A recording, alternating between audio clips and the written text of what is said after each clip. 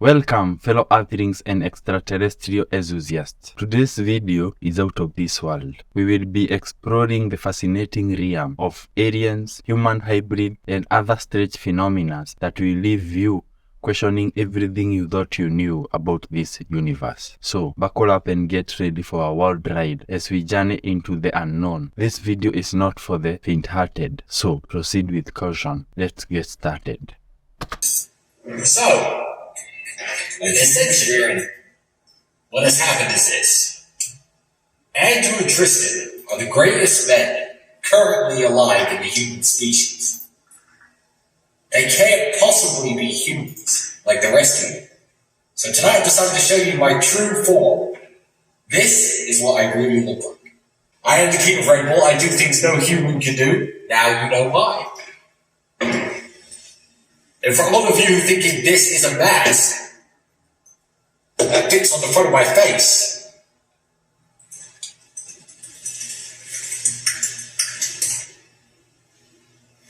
no mask.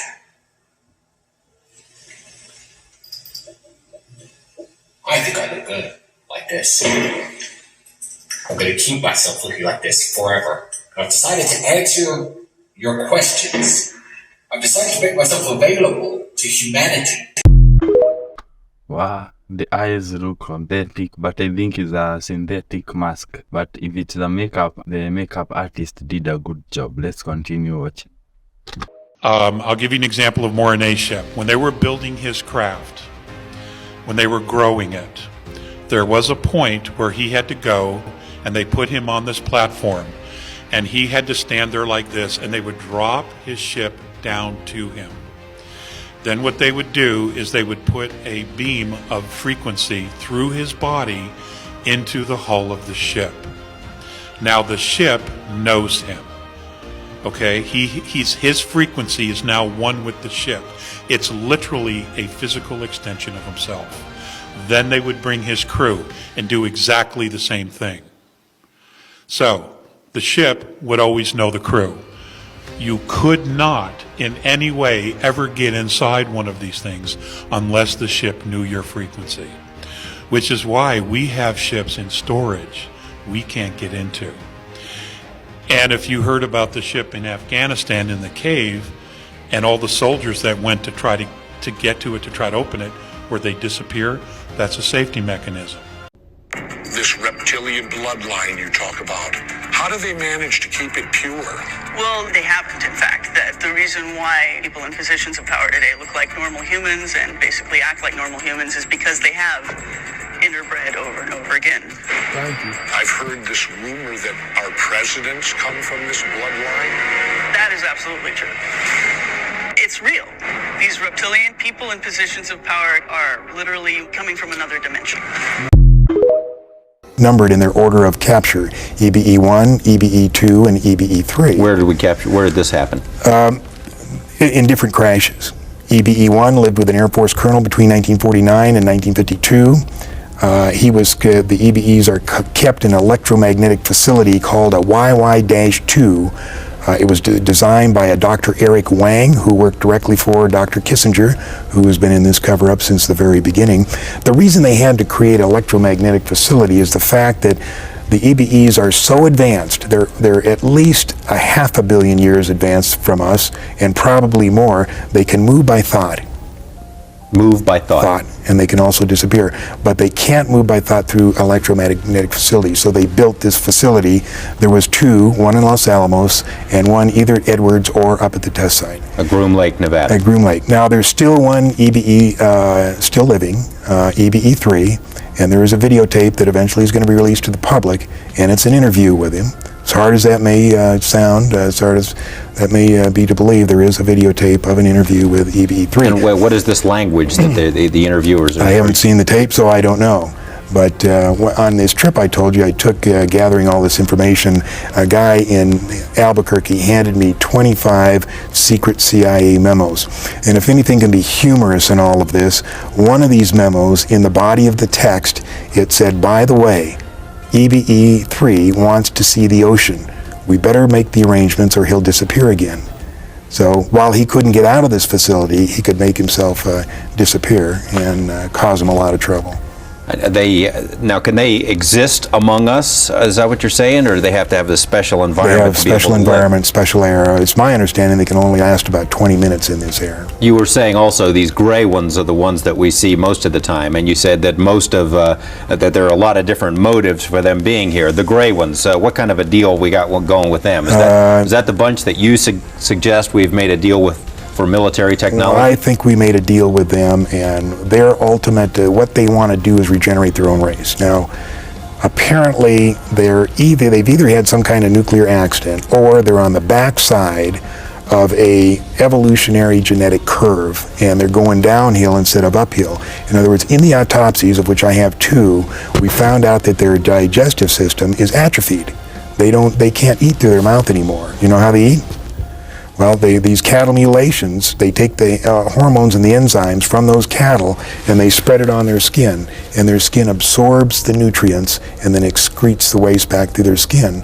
And if you read Whitley Strieber's book or listen to him talk, he talks about when he's seen them doing this to their skin, and they're scraping the waste off. Now, these cattle mutilations, there's been a film made about that, and perhaps in a couple of minutes we can take a look at some excerpts of that. Yeah, Strange Harvest was a good one, but another thing that happened here on March 4th, there was a documentary released on the best UFO photos that have been taken so far, including 1 minute and 38 seconds of videotape.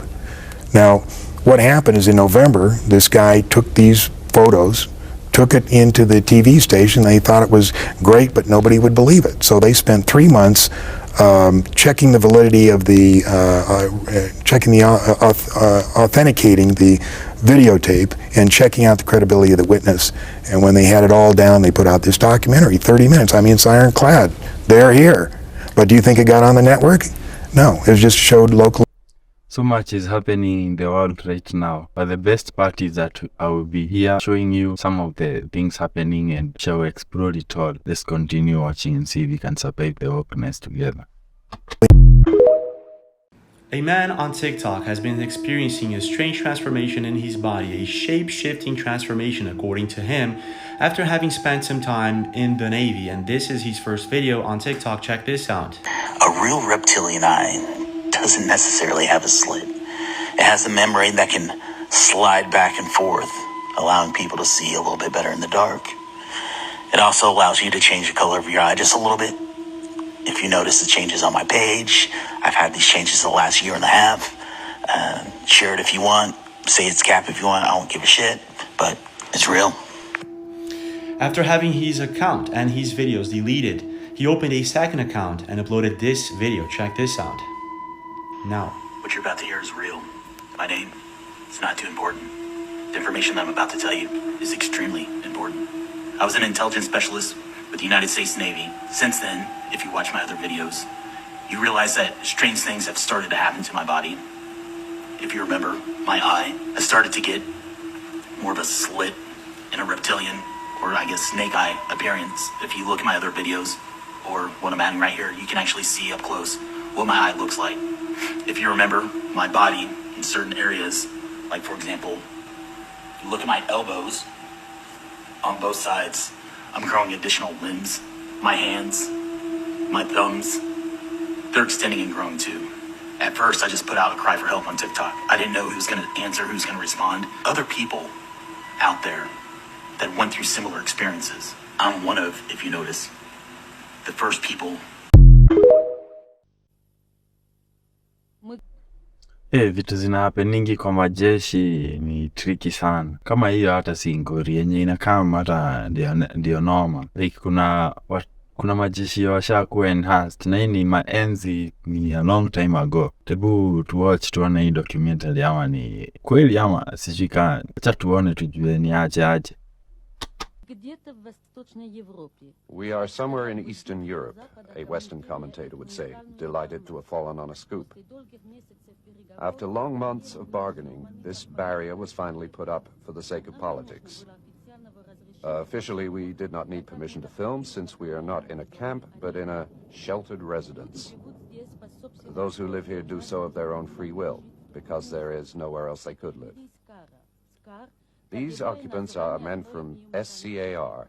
SCAR is the code name of a program of biomechanics. That's science which aims to improve human performance, to turn men into semi-robots. Don't laugh, for no sooner had this idea occurred to some professor brainstorm than it was put into action. Conceived during the Cold War, this program was pursued into the 70s. But then, what with the war with the West that never seemed to come, and the results that were obtained, the research was abandoned. Today, the men who paid the price for this experiment have been brought together in this building, sheltered between a lake and the thick forest, away from prying eyes. We will only see this small group. It seems the others did not want to come. But they can easily be heard in the testimony which follows. Go on, speak for us. Yes, Peter, speak to her for us. Hello, Piotr. Thank you for talking to us. We don't trust those cameras of yours. They see us as circus animals. We'll show you everything we film, and you can tell us if you like it or not. Fine, like that it's all right. Piotr, tell us what happened to you and how you come to be here. About 30 years ago, I was working in a sawmill. One day, my right hand and arm were torn off. While I was still in hospital, they came to see me. When they saw me, they said to me, "Look, your hand is done for. No ordinary doctor can do anything for it, but we can help you." They could propose to me an experiment to get my arm better. But for this, they had to send me to the center. That's where they have all their facilities. Since I had no wife or children, I thought it over and in the end said yes. There, look what they did to me. They call that an arm. It's true I can carry 950 kilos and press up to 1.5 tons per square centimeter. But the thing is, it's all homegrown technology, and it works like everything else here. You know what I mean. Here's where I live. All those dents, I did them with my elbow. My arm starts off by itself, suddenly, all over the place, and I break everything. Those lumps, too, it was me that did them. It was me that dented it. My arm went off like a spring. Everyone laughs at the noise it makes. And there's my reinforced bed, and the walls are reinforced, like the door.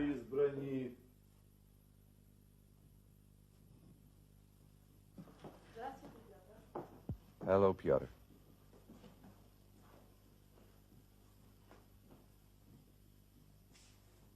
Smile, you're on TV. And that's what things have come to. I wanted to open the window and my hand got stuck. That's the story of my life. A simple gesture, a tiny gesture, and it's catastrophe. Let's try it like this. No, that won't work. Top secret footage of a real clone dinosaur.